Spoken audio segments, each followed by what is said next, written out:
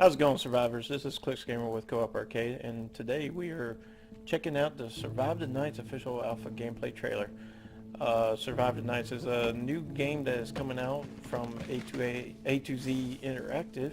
It is another zombie open world survival crafting type game. Uh, there's plenty of those going around, but this one looks really special. Now, us at Co-op Arcade are huge fans of survival games, and I myself am. My favorite game of all time is 7 Days to Die. But this one, I am hoping will trump 7 Days to Die. I mean, they are like each other in many ways, but the one aspect that separates this one from 7 Days is where 7 Days is a zombie horde crafting game, as it has it in the title. Ultimately, it's like an adult version of Minecraft, where this game sets itself apart by being more of a simulator. It looks to have your typical resource gathering and looting of houses, but moral choices, split-second decisions. Now this is what really has me intrigued about this game.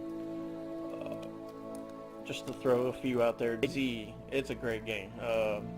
Rust, it's a great game. Miscreated, that's another great game. But the one thing that this game has and those don't have is the fact that there's no consequences for killing other players.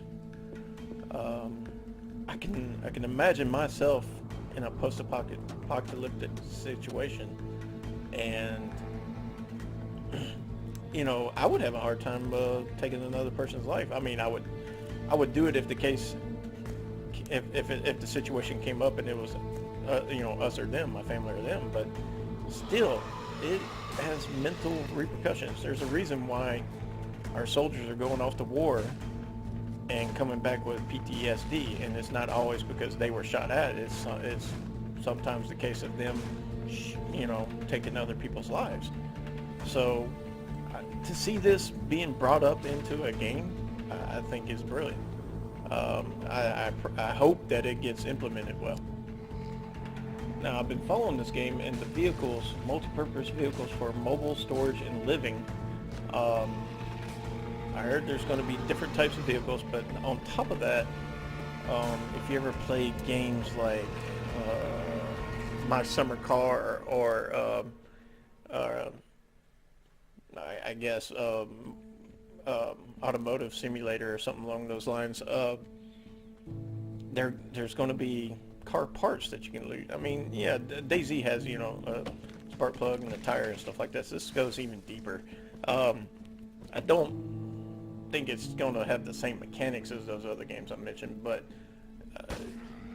that really gets me excited about. It's just going to go further than just, you know, it's a broke car, take a wrench to it.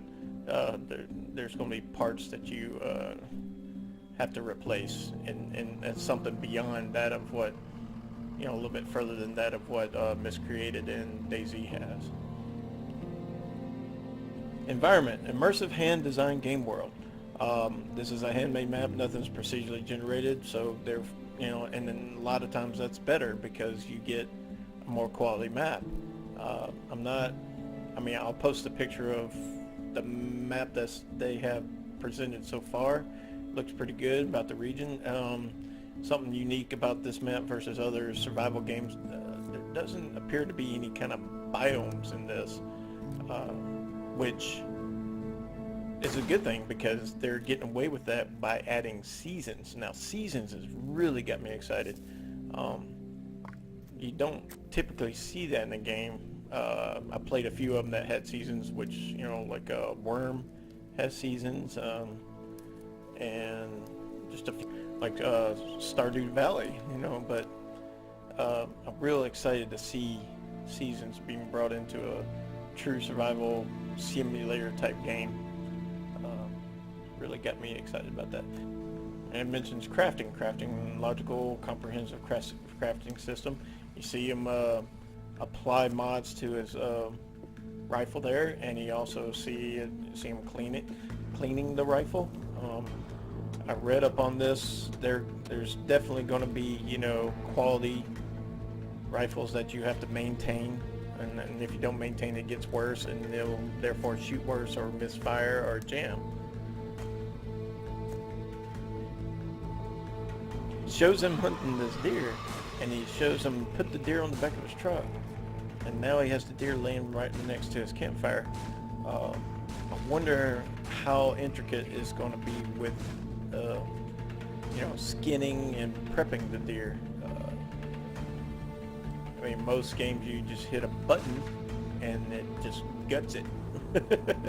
or even 7 Days to Die's case, you just hack it with a hatchet or a knife and you just get the parts you need. I'm really looking for something a little more immersive than that, and I believe this game is going to bring it to us.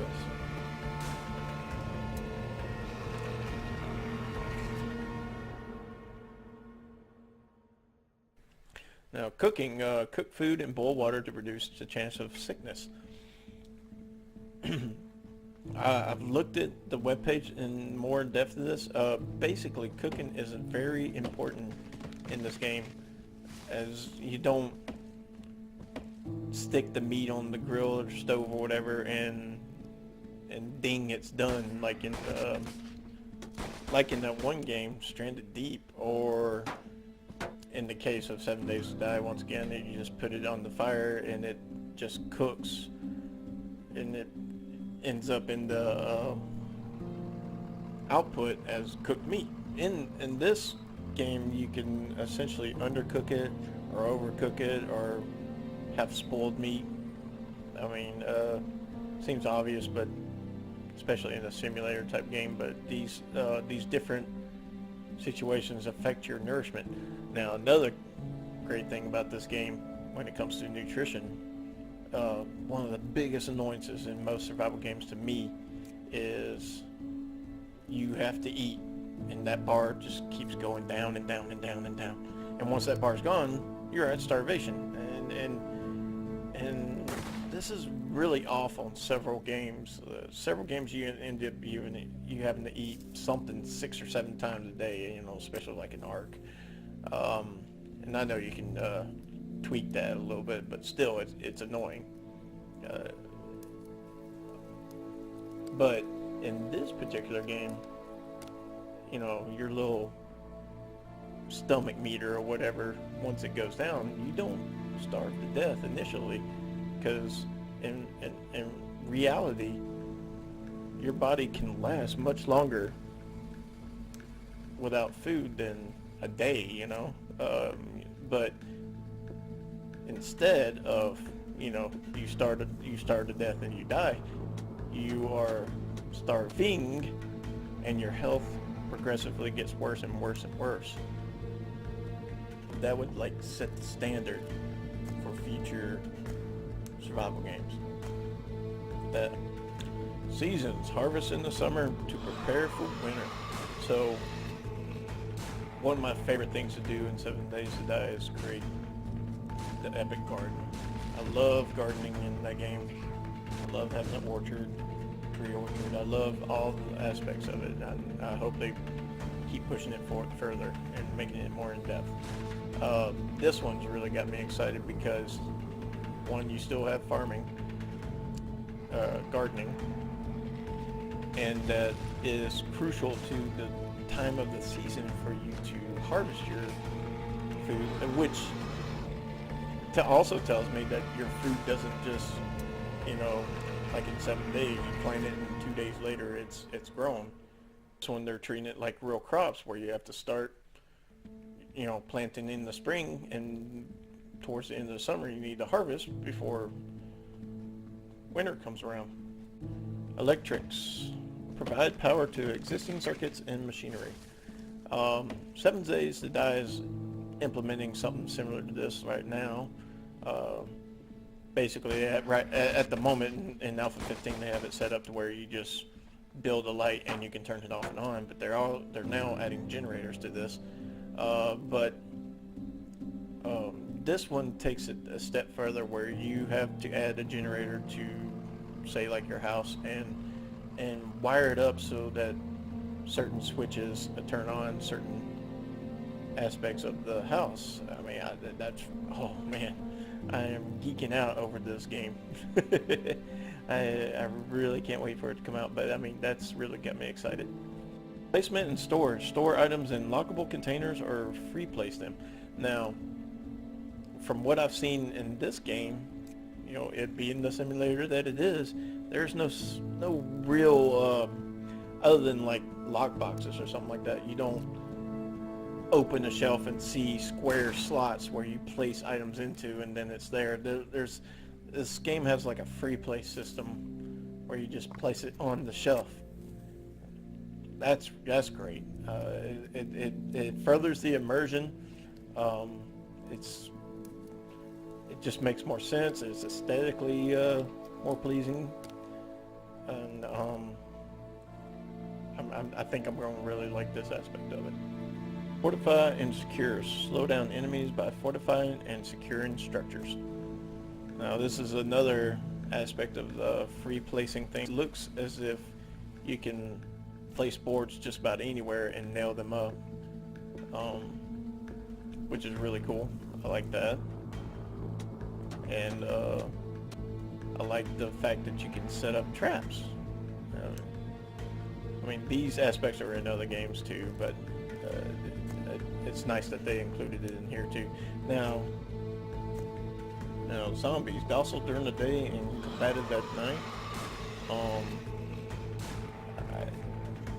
I don't understand the capacity of what docile means. I mean, are they just shambling zombies, but they still will attack you, or do they actually just not bother you at all? That'll be interesting to find out. I don't know what that's going to tell. Leave a like if you are very interested in this game. Subscribe to the channel if you wish to see further content, because we will be covering this game. And leave a comment if you want to play with us. That'd be great. We'd love to play with some of our viewers. And you guys keep on surviving.